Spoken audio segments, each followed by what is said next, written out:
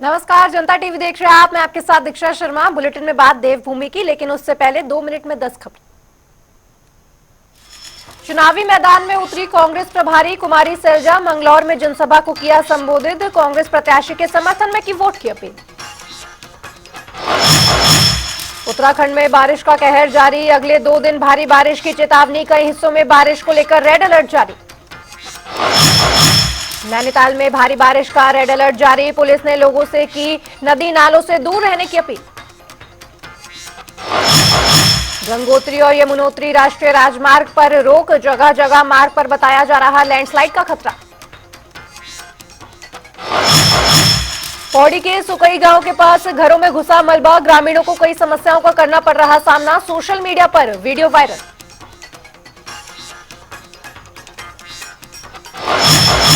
चमौली के गलनाऊ के पास 2 बाइक सवार युवकों की मौत। पहाड़ी का हिस्सा टूटकर सड़क पर गिरने से हुआ हादसा। मलबे में दबकर हुई मौत। हल्द्वानी में सड़क पर बैठे मवेशियों को कार ने मारी टक्कर। 1 पशु की मौत, 6 घायल। मामले की जांच में जुटी पुलिस।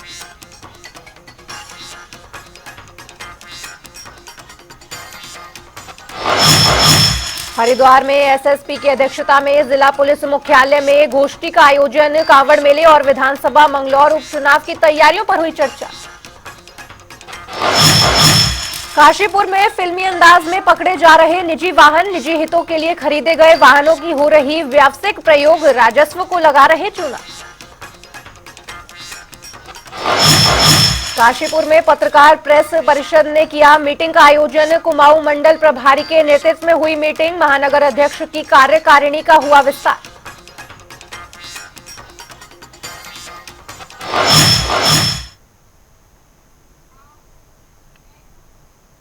बढ़ेंगे खबरों की ओर, जहां उत्तराखंड के मुख्यमंत्री पुष्कर सिंह धामी ने मुख्यमंत्री नमक घोषणा योजना का शुभारंभ किया है।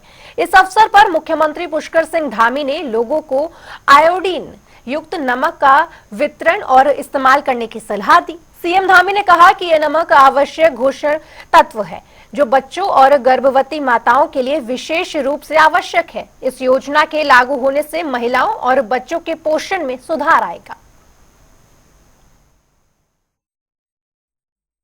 गरीबी और महंगाई से राहत देने के उद्देश्य से आज मुख्यमंत्री नमक पोषण योजना का शुभारंभ किया जा रहा है।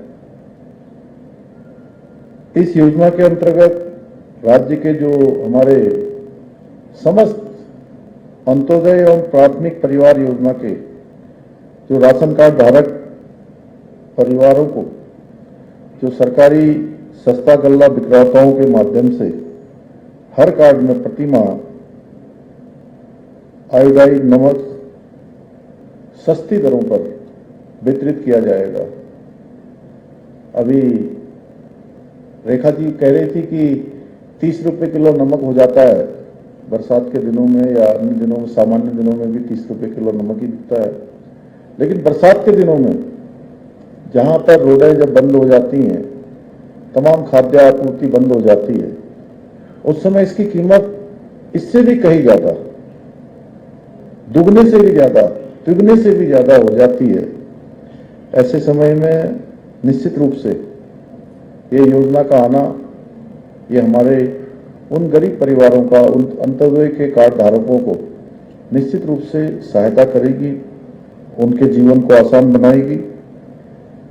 और इस समय बाजार में जो नमक है वो 30 रुपए किलोग्राम की दर से प्राप्त हो रहा है। अब इस योजना के लागू होने के पश्चात राज्य के लगभग 14 लाख अंत्योदय एवं प्राथमिक परिवार योजना के राशन कार्ड धारकों को ये मात्र 8 रुपए किलोग्राम की दर पर ये आयोडाइड नमक मिलना प्रारंभ हो जाएगा। इसके लिए आपको अलग से कहीं जाने की जरूरत नहीं होगी, बल्कि आपके नजदीकी जो सस्ता गल्ला डिपो होगा या राशन वितरण केंद्र होगा, वहीं से जहां पर प्रधानमंत्री जी की गरीब कल्याण योजना का राशन मिलता है, उसी स्थान पर मात्र 8 रुपए किलोग्राम की दर से अब ये आयोडाइज नमक भी आपको अब आसानी से प्राप्त हो सकेगा।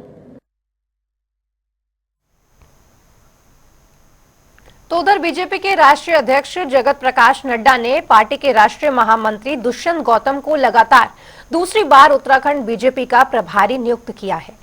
इसके साथ ही रेखा वर्मा को भी सह प्रभारी के रूप में दूसरी बार चुना गया है। बता दें कि पार्टी के राष्ट्रीय महासचिव अरुण सिंह ने नव नियुक्त प्रदेश प्रभारी व सह प्रभारियों की सूची जारी की है। सबसे पहले तो मैं बधाई देना चाहूँगी हमारे प्रभारी और सह प्रभारी दोनों को, और शीर्ष नेतृत्व का धन्यवाद करूँगी कि उन्होंने एक बार फिर से उन्हें हमारे यहाँ का प्रभारी और सह प्रभारी बनाया, दुष्यंत गौतम जी को और रेखा वर्मा जी को।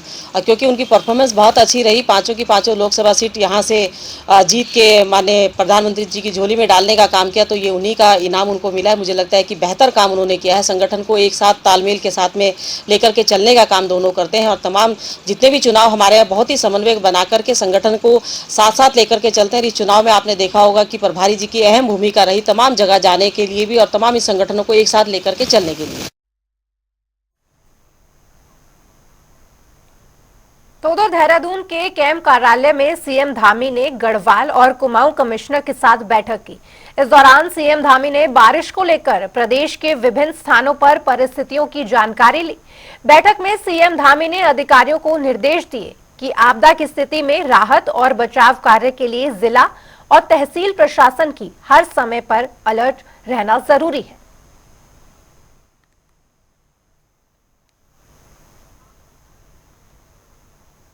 बात करें प्रदेश के मौसम की, तो उत्तराखंड में भारी बारिश का कहर जारी है। वहीं बारिश के चलते प्रदेश के विभिन्न जिलों से कुछ तस्वीरें सामने आई हैं। रुद्रप्रयाग में बारिश से सड़कों पर पहाड़ी लोगों का आना जाना बंद हो गया है। बात करें पौड़ी के सुकाई गांव की, तो वहां के घरों में मलबा घुसने का वीडियो तेजी से सोशल मीडिया पर वायरल है। तो चमोली में पहाड़ी का हिस्सा टूटकर सड़क पर गिरा, जिसके बाद मलबे में डूबकर 2 लोगों की मौत हो गई है। ये 3 तस्वीरें आपको दिखा रहे हैं पौड़ी, रुद्रप्रयाग और चमोली से, जहां पर लगातार बारिश का प्रकोप जारी है।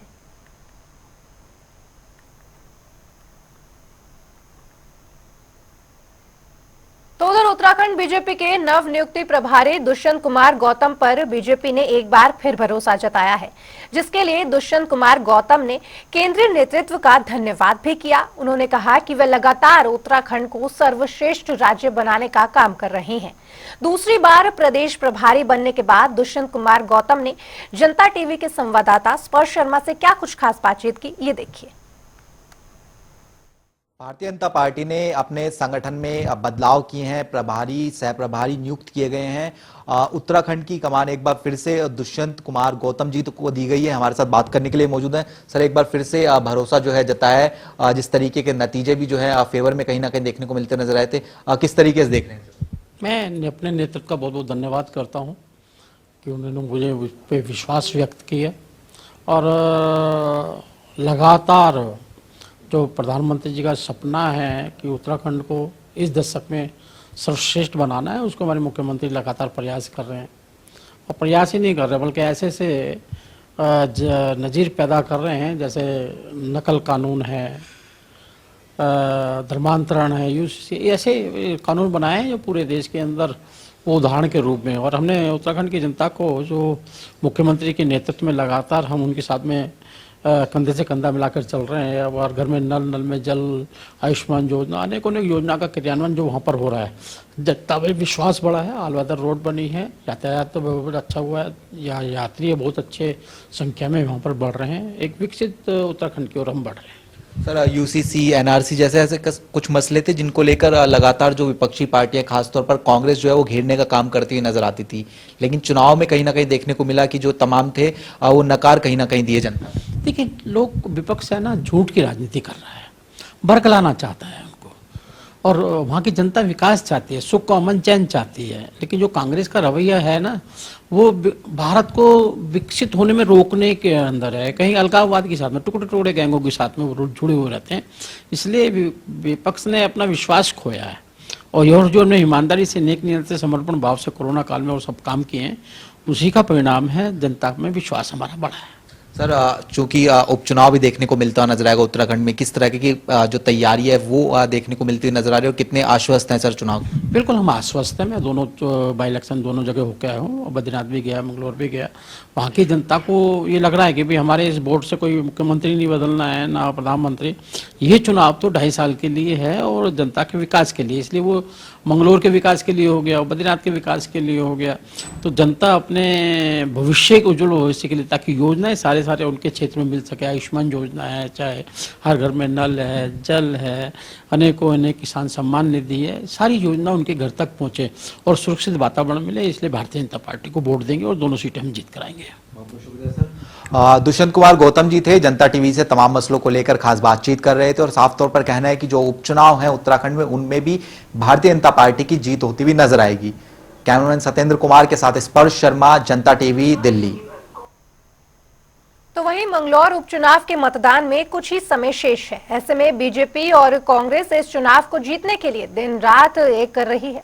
एक तरफ जहां बीजेपी ने मुख्यमंत्री से लेकर जाट समाज को एकजुट करने के लिए केंद्रीय मंत्री जयंत चौधरी को प्रचार के लिए बुलाया है, तो वहीं कांग्रेस ने भी अपने सभी दिग्गज नेताओं को चुनाव में उतारा है।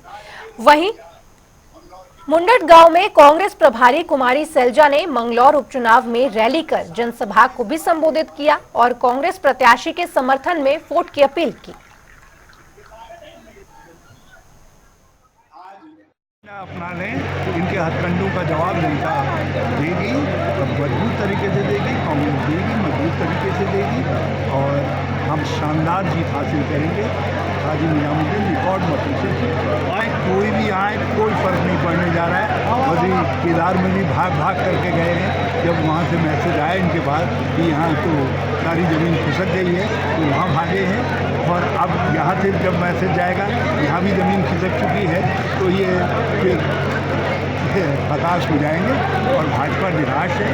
पहले उन्होंने एक धनाढ़ उम्मीदवार को, एक गिद्ध प्रवृत्ति के उम्मीदवार को खोजा और लेकिन अब जब उन्होंने देखा कि यहाँ के लोग टस से मस नहीं हो रहे हैं, तो भाजपा में निराशा है, कार्यकर्ताओं में बड़ा गुस्सा है और वो कह रहे हैं हमारी कमाई को लुटाने के लिए इन्होंने बाहर से उम्मीदवार।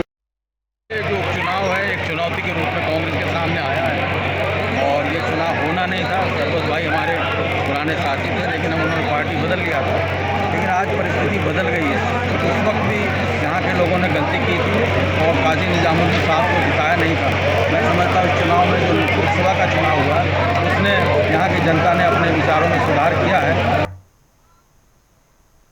तो वहीं 1 साल पहले केदारनाथ के दर्शन के लिए आई मध्य प्रदेश की एक महिला श्रद्धालु के साथ छेड़छाड़ करने के आरोप में 2 पुलिस उप निरीक्षक को निलंबित किया गया है। वहीं इसको लेकर कांग्रेस प्रवक्ता गरिमा महारा दसौनी ने सरकार पर जमकर हमला बोला। उन्होंने कहा कि ये कैसा सिस्टम है, जो लोग मुख्यमंत्री के 3 साल के कार्यकाल का जश्न मना रहे हैं वो बताएं ये लोग अब कहां थे जब एक महिला के साथ इस तरह की हरकत की गई। साथ ही उन्होंने क्या कुछ कहा ये सुनिए। वाले बताएं ना, इसका क्या जवाब है उनके पास, जो 3 साल का जश्न मना रहे हैं मुख्यमंत्री के कार्यकाल का। वो बताएं कि एक महिला मध्य प्रदेश से केदारनाथ भगवान के दर्शन करने के लिए 26 मई को आती है और 1.25 साल बाद आप जो है FIR दर्ज करते हैं उस चौकी प्रभारी और दरोगा के ऊपर। कहां सो रहा था पूरा सिस्टम 1.25 साल तक? सीएम हेल्पलाइन में उसने 1.25 साल पहले जो शिकायत लिखी वो आज याद आ रही है आपको। और सबसे बड़ी बात यह है कि रक्षक जब भक्षक बन जाएगा तो आखिर समाज की महिलाएं जाएं किसके पास? ये महिला कंट्रोल रूम में ले जाई गई और वहां उसने ये सोचा कि चलो अब मैं पुलिस की कंट्रोल में आ गई हूं, पुलिस के संरक्षण में आ गई हूं, तो मुझे कोई फिक्र चिंता करने की जरूरत नहीं है, अब मुझे पुलिस का संरक्षण प्राप्त है। लेकिन क्या करे वो महिला जिसे पुलिस ही सेक्सुअली मॉलेस्ट करने लगे, वो भी दरवाजा बंद करके महिला कंट्रोल रूम में। इससे ज्यादा विभत्स और क्या बात होगी, इससे ज्यादा डरावनी और घिनौनी और क्या बात होगी। और ये कोई पहला प्रकरण नहीं है। तो वहीं मसूरी में बीजेपी मसूरी मंडल ने डॉक्टर श्यामा प्रसाद मुखर्जी की 124वीं जयंती पर कार्यक्रम का आयोजन किया। इस दौरान कार्यकर्ताओं ने डॉक्टर श्यामा प्रसाद मुखर्जी के चित्र पर पुष्पांजलि अर्पित कर उन्हें श्रद्धांजलि दी। मुखर्जी केवल जनसंघ के संस्थापक ही नहीं थे, वो एक महान शिक्षाविद थे, चिंतक थे, राजनेता थे, देश की अखंडता के लिए कश्मीर को भारत में जो परमिट सिस्टम था कश्मीर में उसको समाप्त करने के लिए और कश्मीर में एक विधान, एक प्रधान, एक निशान का करने के लिए उन्होंने अपने प्राणों की आहुति दी थी। लेकिन 1901 में उनका जन्म हुआ था बंगाल में। बहुत अच्छे मतलब चिंतक थे। उन्होंने देश के अखंडता के लिए सुंदर कार्य किए और अपने प्राणों को भी न्यौछावर देश के लिए किए उन्होंने। और जनसंघ की स्थापना कर उन्होंने 1953 में उन्होंने अपने प्राण त्याग दिए थे, या मतलब उनकी हत्या की गई थी, इसका कुछ तथ्य नहीं मिल पाया। लेकिन कश्मीर जेल में वो एक हत्या हुई थी, लोग संदेहास्पद मृत्यु उनको उसको कहा जा सकता है। ऐसे महान विचारक को, ऐसे महान चिंतक को आज उनके जन्मदिन पर हम श्रद्धांजलि पूरे भारत में हर बूथ पे भाजपा के कार्यकर्ता उनको श्रद्धांजलि अर्पित कर रहे हैं। और हमारी सरकारें उनके जो पद चिन्ह हैं उन पर बताए गए जिन्होंने जिन चीज़ों के लिए उन्होंने प्राणों की आहुति दी उन चीज़ों पे हम कार्य कर रहे हैं, हमारे सरकार कार्य कर रहे हैं और हम उनको श्रद्धांजलि अर्पित कर रहे हैं। तो वहीं बीजेपी विधायक मन्ना सिंह चौहान ने विकासनगर में होने वाले तमाम घटनाओं को लेकर बयान दिया है। उन्होंने कहा कि मुख्य बाजार में हुई जानलेवा हमले जैसी घटना काफी गंभीर विषय है।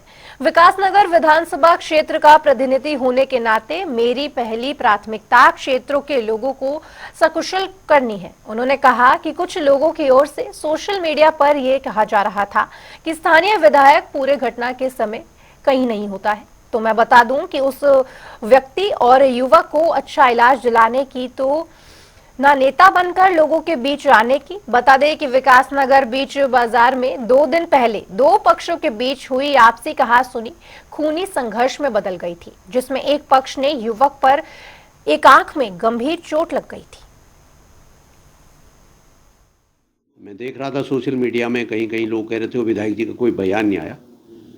मैं थोड़ा मानवीय दृष्टिकोण वाला व्यक्ति हूँ। बयान उतना महत्व नहीं रखता जितना पीड़ित को तत्काल सहायता क्या मिल सकती है वो जरूरी है। तो सबसे पहले मैंने रात को दून मेडिकल कॉलेज के प्रिंसिपल वगैरह को सबको कह के जो दून अस्पताल में सुविधाएं मिल सकती थी वो कराया। फिर उनको ऑल इंडिया इंस्टीट्यूट के लिए रेफ़र किया। ऑल इंडिया इंस्टीट्यूट में भी उनके पब्लिक रिलेशन डिपार्टमेंट को बात की। तो कल सुबह उस लड़के का वहाँ सर्जरी हुई, उसके परिजनों ने बताया, लेकिन उसकी आंख नहीं बच पाई। तो वहीं स्वास्थ्य शक्ति जागरण समिति ने पश्चिम बंगाल में महिला की पिटाई की घटना की निंदा की है। इसके साथ ही उन्होंने देहरादून के लैंसलॉन चौक पर पश्चिम बंगाल सरकार के खिलाफ जमकर नारेबाजी भी की। इस दौरान समन्वय समिति ने कहा कि भारत में यदि कहीं भी महिलाओं के साथ उत्पीड़न किया जाता है तो वह उसका विरोध जरूर करेंगे। पश्चिम बंगाल में ये जो घटना घटी है, ये घटना सार्वजनिक घटना थी, सभी के लोगों द्वारा दिया गया दंड था, लेकिन वो उन्होंने कानून ने नहीं दिया ये दंड, उन्होंने खुद दिया। तो इसका मतलब कि शरिया कानून वहाँ पे लागू हो गया है। ममता बनर्जी खुद महिला है, महिला होकर महिलाओं को सरेआम सड़क पर ऐसे पिटवाएगी तो हम पूरे भारत की नारियां जो है उनका विरोध करेंगे। और हमसे ये प्रश्न पूछा जा रहा है कि आप देहरादून में रह के विरोध क्यों कर रहे हो? हम करेंगे, हमारे भारत में कहीं भी होगा तो हम विरोध करेंगे, हम जहाँ भी हैं वहाँ पर विरोध करेंगे अगर सरेआम इस प्रकार से महिलाओं का अपमान हुआ तो वहीं शहर को साफ सुथरा और जाम मुक्त बनाने के लिए प्रशासन पूरी तरीके से मुस्तैदी के साथ काम कर रहे हैं। इस कड़ी में पुलिस सड़क के किनारे खड़े वाहनों को लगातार सीज करने का काम कर रही है। इस पर जानकारी देते हुए देहरादून एसएसपी अजय सिंह ने बताया कि ठेले का लाइसेंसिंग अथॉरिटी नगर निगम है। वहीं नगर निगम की ओर से इन सभी को मूविंग लाइसेंस दिया जाता है, लेकिन चलते चलते सामान को बेचना संभव नहीं है। पुलिस की जितनी पावर है उसके अनुसार उन्हें वेंडिंग जाने के पास जगह दी जा रही है। अगर इसके बावजूद भी ये लोग बात नहीं मानते तो इन पर कार्रवाई की जाएगी। देखिए, ये जो ठेली का है वो जनरली जो लाइसेंसिंग अथॉरिटी और नगर निगम है उसमें पुलिस के द्वारा किसी ठेलियों को उसका लाइसेंस चेक करना या निर्गत करना ही, तो शहर में कितनी ठेलियों की आवश्यकता है, उनका वेंडिंग जोन कहाँ पर होगा, ये समस्त जो है नगर निगम के परव्यू में आता है। लेकिन प्रायः देखा गया जो लाइसेंस दिए जाते हैं वो मूविंग ठेलीज के भी होते हैं कि आप स्टैटिक नहीं लगाएंगे और चलते फिरते उसका लाइसेंस मिलता है। लेकिन ये आप भी समझ सकते हैं कि किसी को लाइसेंस अगर चलते फिर लगातार कोई ठेली चलती घूमती नहीं रहेगी, वो अपने सामान को बेचने के लिए नेचुरल सी बात है कहीं किनारे लगाकर अपने उसको बेचते हैं। तो उस पर पुलिस एक्ट में जो हमारे पास पावर है, प्रावधान है, जो जुर्माना करने का सिर्फ मात्र उतना ही करते हैं, लेकिन इसमें कोशिश ये रहती है कि जो वेंडिंग जोन है वहाँ पर ज़्यादा से ज़्यादा लोगों को जगह दी जाए, जिससे कि ठेली वाले जिनका रजिस्ट्रेशन है वो वहाँ पर अपनी दुकानों को लगाएं। भगवान शिव का प्रिय महीना सावन 22 जुलाई सोमवार से शुरू होने जा रहा है। ऐसे में सरकार और पुलिस प्रशासन ने चारधाम यात्रा के बीच अब कांवड़ यात्रा को लेकर भी कमर कस ली है। कांवड़ यात्रा में किसी प्रकार की अनहोनी से बचने के लिए फायर ब्रिगेड टीम ने भी अपनी तैयारी पूरी कर ली है। देखिए, जहाँ चारधाम यात्रा की बात है, इसमें अब हमारी जो है एक यूनिट तैनात है ऋषिकेश बस अड्डे पर, जो वो 24/7 वहीं चल रही है। और कांवड़ यात्रा की बात है तो इसमें हमारे 3 यूनिटें जो है उस चारधाम के अतिरिक्त 3 यूनिटें रहती हैं। एक नटराज चौक पर रहती है हमारी ऋषिकेश में, दूसरी जो है IDPL में, और तीसरी थाना रायवाला पर जो है। ये हमारी तैयारियां हैं इसके दृष्टिगत। आप देख रहे हैं कि इस समय जो है गाड़ियों में या कभी रोड एक्सीडेंट हो जाए तो हमारी यूनिट दोनों काम करती है, अग्निशमन और रेस्क्यू का कार्य दोनों करती है। तो इस तरह से हम कांवड़ यात्रा के लिए भी तैयारी कर ली है।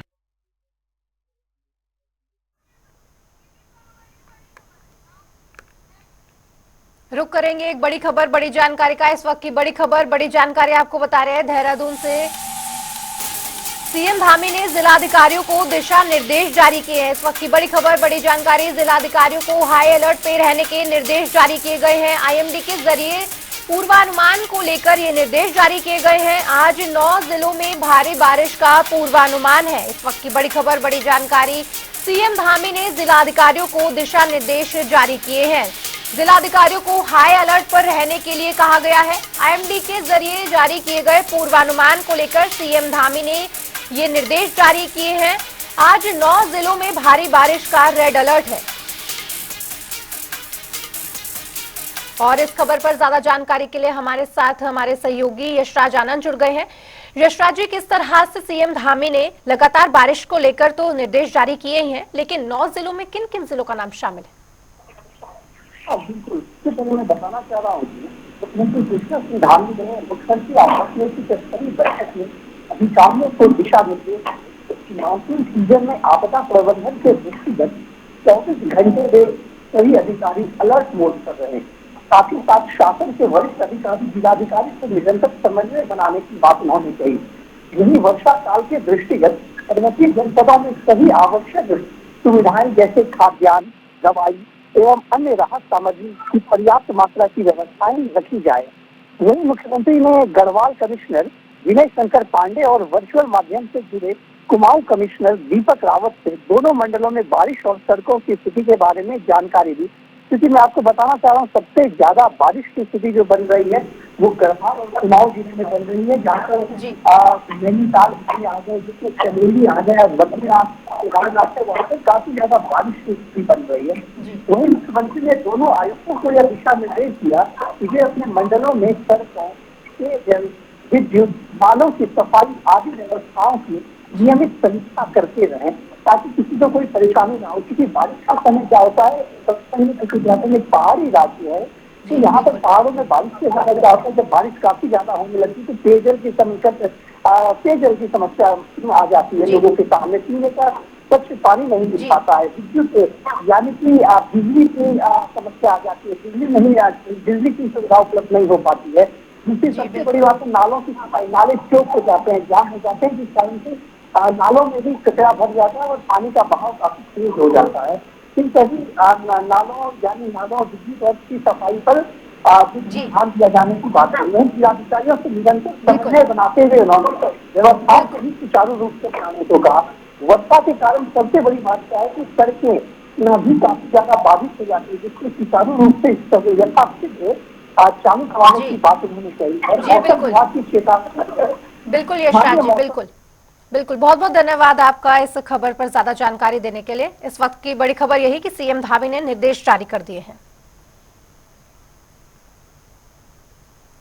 और चलिए रुक कर लेते हैं अगली बड़ी खबर, अगली बड़ी जानकारी का। इस वक्त की बड़ी खबर नैनीताल से आपको बता रहे हैं। नैनीताल में 3 दिनों से लगातार भारी बारिश हो रही है। इस वक्त की बड़ी खबर, बड़ी जानकारी, भूस्खलन से दर्जन भर घरों को खतरा है। भूस्खलन लगातार हो रहे हैं नैनीताल में, लगातार 3 दिन से भारी बारिश हो रही है। शहर के चाटन लॉज क्षेत्र में बड़ा भूस्खलन जो है वो सामने आया है। दर्जनों बहुमंजिला घरों पर खतरा मंडरा रहा है लगातार हो रही भारी बारिश से।